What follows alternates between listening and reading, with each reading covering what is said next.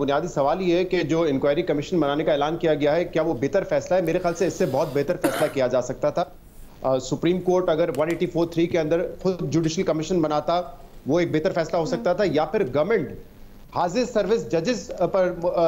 مبنی ایک کمیشن بناتا تو وہ بھی میرے خیال سے زیادہ مناسب ہوتا۔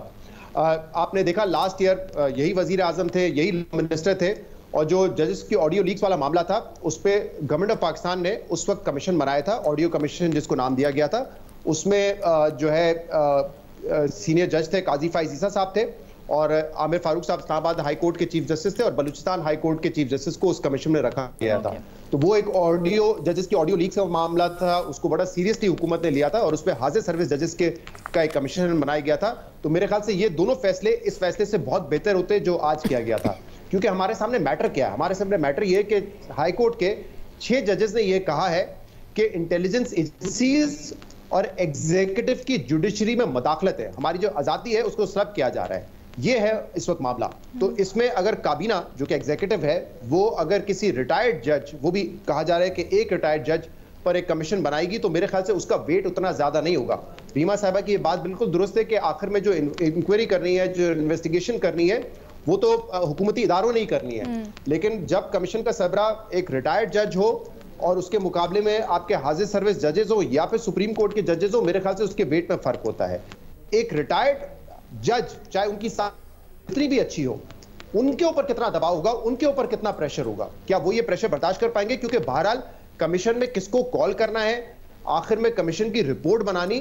یہ کام ایگزیکٹو کا نہیں ہوگا، یہ تو اس کمیشن کے ہیڈ کا ہی ہوگا۔ اس لیے میں سمجھتا ہوں کہ اگر یہ کمیشن سپریم کورٹ کے ججز پہ مشتمل ہوتا تو زیادہ بہتر ہوتا، اور اگر 184(3) کے تحت نہیں تو پھر کم سے کم گورنمنٹ کو ہی خود یہ کمیشن فارم کرنا چاہیے تھا بیسڈ آن دی ججز جو کہ اس وقت بھی ان سروس ہے۔ اس کے علاوہ مجھے بھی آج کوئی کانفیڈنس نہیں ملا۔ ہم میرے خیال سے زبانی یہ بات تو کرتے ہیں کہ عدلیہ آزاد ہونی چاہیے، لیکن یہاں پہ ہر پارٹی کو وہ عدالت چاہیے، وہ جوڈیشری چاہیے جو ان کے موقف کو سپورٹ کرے۔ جس ایگریسونیس سے شوکت عزیز صدیقی کا نام نون لیگ لیتی ہے کہ دیکھیں انہوں نے کتنا بڑا انکشاف کیا تھا اس وقت کی اسٹیبلشمنٹ کے حوالے سے، آج وہ کانفیڈنس نہیں نظر آ رہا تھا جب اعظم نذیر طارر بات کر رہے تھے۔ انفیکٹ آج بھی جب وہ ماضی کا حوالہ دے رہے تھے تو اس میں ان کی جو کنوکشن ہے وہ زیادہ نظر آ رہی تھی۔ کیوں؟ کیونکہ آج جو جوڈیشری ہے وہ نون لیگ سمجھتی ہے ان کو سوٹ کرتی ہے، وہ پی ٹی آئی کے خلاف ہے۔ جب شوکت عزیز صدیقی کا معاملہ تھا اس وقت پی ٹی آئی خاموش تھی، انفیکٹ پی ٹی آئی اس کے خلاف مہم چلا رہی تھی کیونکہ اس وقت ان کو پتا تھا کہ اس وقت کی جوڈیشری ہمارے حق میں ہے۔ آج پی ٹی آئی والے آواز اٹھا رہے کیونکہ ان کو لگتا ہے کہ جوڈیشری ہمارے خلاف، ویسے اگر جوڈیشری خود سے کرتی انکوائری تو پھر تو جو ججز ہیں ان کے اوپر بھی سوال اٹھتا ہے اس طرح سے، تو اگر اتنا پولیٹیسائزڈ معاملہ اور اس کے اندر پولیٹیکل پارٹیز اپنا آ رہی ہیں۔ میں اگر مکمل کر دوں، میں آپ کو اس وقت ایک سیاسی بات بتا رہا ہوں نا کہ کیونکہ اس میں ایک سیاسی ماحول بھی ہے، جو پاور میں ہے حکومت وہ بھی ایک سیاسی جماعت ہے، جو اپوزیشن میں وہ بھی سیاسی جماعت ہے، وہ کس طریقے سے اس کو پلے کرتے ہیں۔ جہاں پہ ذمہ داری ججز کی ہے بالکل ہے، یہاں پہ 6 ججز نے ڈائریکٹلی جا کے سپریم جوڈیشل کونسل کو نہیں لکھا ہے، پہلے انہوں نے اپنے چیف جسٹس کو بتایا، انہوں نے سپریم کورٹ کے چیف جسٹس کو بتایا۔ آج بھی جب یہ سوال ہوا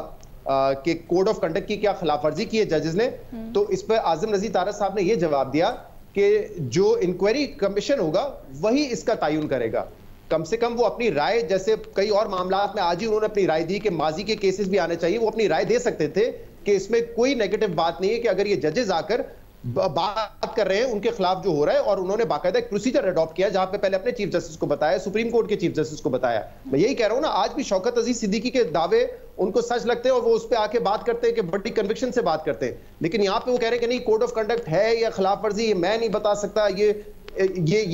فیصلہ جو ہے یہ انکوائری کمیشن نے کرنا ہے۔ اس وقت ضرورت یہ تھی، اگر جینوئنلی ہماری سیاسی جماعتیں اور حکومت سمجھتی ہے کہ انڈیپینڈنس آف جوڈیشری کی ضرورت ہے اور اس کے پیچھے کھڑے ہوئے، تو ایگزیکٹو کو اپنا ویٹ اس کے پیچھے ڈالنا چاہیے تھا، جو میرے خیال سے انہوں نے نہیں ڈالا ہے۔ سر نہیں، ایک چیز نا، جوڈیشری نے تو خود فل کورٹ اجلاس کیا، سارے کے سارے مائنڈز بیٹھے ہوئے تھے اور انہوں نے پھر ریکویسٹ کی کہ جی آپ اس طرح کی انکوائری کروائیں، تو اس کا مطلب ہے وہ بھی سمجھ رہے تھے یا کچھ انہوں نے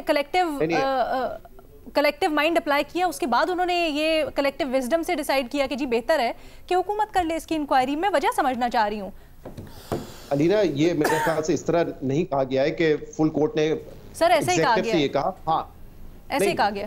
انہوں نے کہا تھا کہ دونوں کی میٹنگ ہوئی ہے، ہم ایک یہ گیس ورک ہی کر سکتے ہیں کہ یہ جو فیصلہ ہوا ہے یہ مشاورت سے ہوا ہے۔ مجھے لگتا ہے کہ یہ سپریم کورٹ کو اپنے ہاتھ میں لینا چاہیے تھا میٹر، کیونکہ یہاں پہ جوڈیشری کی انڈیپینڈنس کا معاملہ ہے، ان کو ایگزیکٹو پہ ڈیپینڈ نہیں کرنا چاہیے تھا، اس لیے میں نے کہا سب سے بہتر تو یہی ہوتا کہ 184 کے تحت वो खुद जुडिशियल कमीशन बनाते, और अगर वो नहीं बनाना चाह रहे थे तो कम से कम हुकूमत जो कमीशन बनाती वो हाजिर सर्विस जजेस पे होता, क्योंकि यहाँ मामला ये है कि जजेस को प्रेशराइज करने की बात की जा रही है। तो मेरी नजर में एक रिटायर्ड जज, सिंगल जज होगा, चाहे उसकी जितनी भी बेहतर साख हो, उनके ऊपर इमेंस प्रेशर होगा, उसको बर्दाश्त कर सकेंगे या नहीं कर सकेंगे, इट्स एनीवन्स गेस।